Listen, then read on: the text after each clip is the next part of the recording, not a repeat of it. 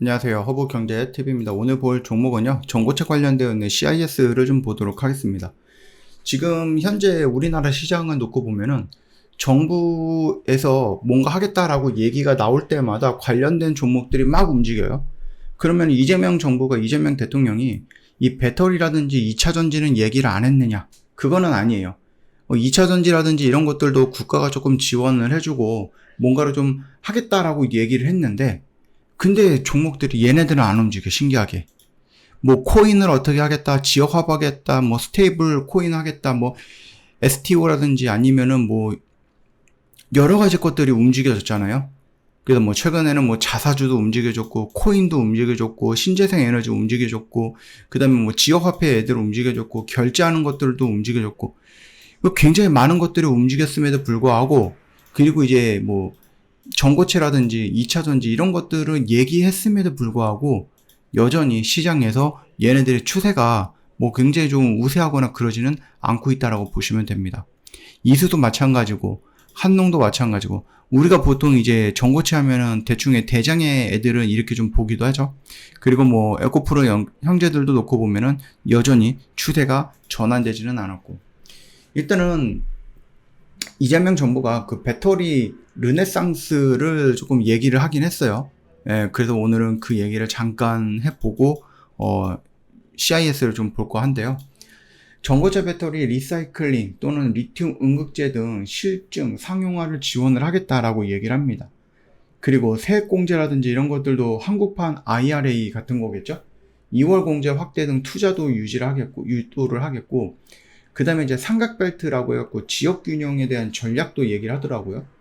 충청에서는 제조, 영남에서는 소재, 그 다음에 뭐 호남에서는 원료로 분산형 산업 인프라를 구축을 하겠다라고 얘기를 해주고 있어요.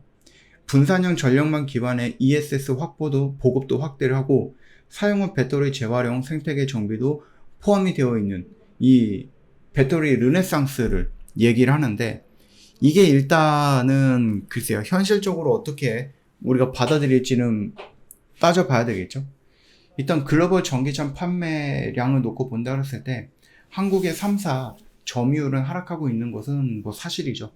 예, 이거는 뭐 우리나라뿐만 아니라 다른 나라도 마찬가지일 것 같습니다. 중국 기업이 내수, 수출 동시에 공략을 하면서 현지화 전략도 고성장하고 있는 중이고요. 일단은 뭐 단기적인 지원은요, 솔직히 말씀드리면 뭐 크게 효과는 없을 거라고 봐요. 구조 진단 없이 그냥 물량 투입하는 단기 지원 같은 경우는 오히려 급할 때 국가가 도와주니까 라는 느슨한 생각을 하게 될 수도 있는 부분이에요. 그래서 기술 실현 가능성과 경제성 검토를 꼭 해야 된다 라는 얘기를 해주고 있습니다. 그래서 지금 뭐 우리가 지금 뭐 지역화폐 이런 것들 보면은 뭐 코나이라든지 이런 것들이 많이 움직이고 있잖아요. 그런 애들은 실질적으로 추경을 통해 갖고 돈을 직접적으로 투입을 해가지고 진행할 수 있는 뭐 단기성이긴 하지만 효과가 있단 말이에요. 근데 배터리는 그걸로는 조금 어려울 수도 있다는 얘기죠. 그래서 일단은 뭐 이재명 대통령이, 그러니까 이재명 행정부가 얘기하는 정책에 대한 비전은 그거는 나름 나쁘진 않아요. 시장에서의 나름 기대감도 갖게 하는 부분이긴 하지만 아직까지는 좀 부족하다. 그래서 그냥 이렇게 지원을 해주겠다라는 것보다 왜 우리나라 2차 전지 시장이 밀리고 있고 뭐가 부족한지, 어떤 거를 좀 도와주면 되는지를 좀 할 수 있는 그 진단을 먼저 해야 되는 부분이다. 일단 배터리 산업은 단순한 뭐 기술 경쟁이 아니라 이거는 이제 우리나라의 생존의 문제죠. 우리가 2차 제2의 반도체로 키우겠다라고 했던 것들이 요 배터리도 있고 바이오도 있습니다. 그렇기 때문에 굉장히 좀 중요하고, 우리나라 특히 투심에 영향을 정말로 많이 주는 것이 바로 이 2차 전지, 배터리 관련되어 있는 종목들이죠.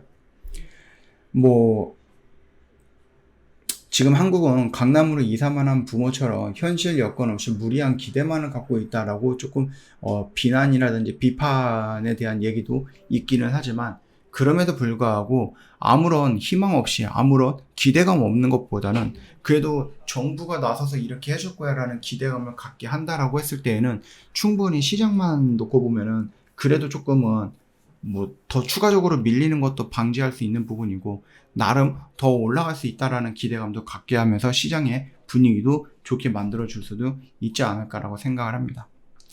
일단은 기술 검증 통해서 뭐 분야라든지 이런 것들에 대한 단계적인 지원이 당연히 필요할 거고, 전문가들도 많이 얘기를 들어봐야 될 거고, 그래서 뭐 R&D 투자, 세제 혜택, 인프라 구축 이런 것들이 그냥 어느 하나에만 딱 집중되는 게 아니라 이 모든 것들이 순차적으로 막 이렇게 좀 단계적으로 다 지원이 되면서 하나의 좀 틀을 만들어 놔야 되지 않을까라고 생각을 하는데요. 일단은 중국이 문제긴 해요. 예, 중국이 문제이기는 하지만 그건 뭐 어쩔 수 없죠. 예, 그건 어쩔 수 없고 그 사이에서 우리나라가 잘 버텨내야 되는 거죠. CIS는 여전히 지금 이 애매한 구간이 있어요. 우리가 이때 우리가 매수하면 된다라고 해서 대충 요 정도 라인이 됐고요. 7,500원 연저리가 평단이 될 것 같은데 요 아래 구간이 지금은 얘를 뭐 신규로 막 접근한다 그것보다는 조금 더 지켜볼 필요가 있겠다. 얘는 지금 이때보다 이때 뭐가 줄어들고 있죠? 이평선관의 이격이 굉장히 많이 줄어들었어요. 여기서 살짝 툭 치면은 퉁 하고 올라오는 거예요. 그러면서 어떻게 된다? 추세 전환을 시도하는 양봉이 나올 겁니다. 이 양봉 보고 여러분들 대응해도 늦지 않아요. 물론 지금 어차피 내가 여기서부터 매수를 했기 때문에 여기서부터 매수를 했고 지지 라인이 형성이 되어 있어서 우리가 탈출할 때 어디에서 탈출해야 되는가를 고민할 필요가 없죠. 얘는 여기 이탈하면 탈출해야 되는 거니 이렇게 좀 명확한 탈출 구간이 있으니 나는 이 구간에서 한번 덤벼보겠다. 뭐 저는 나빠 보이지는 않습니다만 그래도 나는 조금 더 보수적이에요. 지금 시장에서 여러분들 집중을 하거나 굉장히 재미있게 움직이는 종목들이 많이 있고 업황이 많이 있잖아요.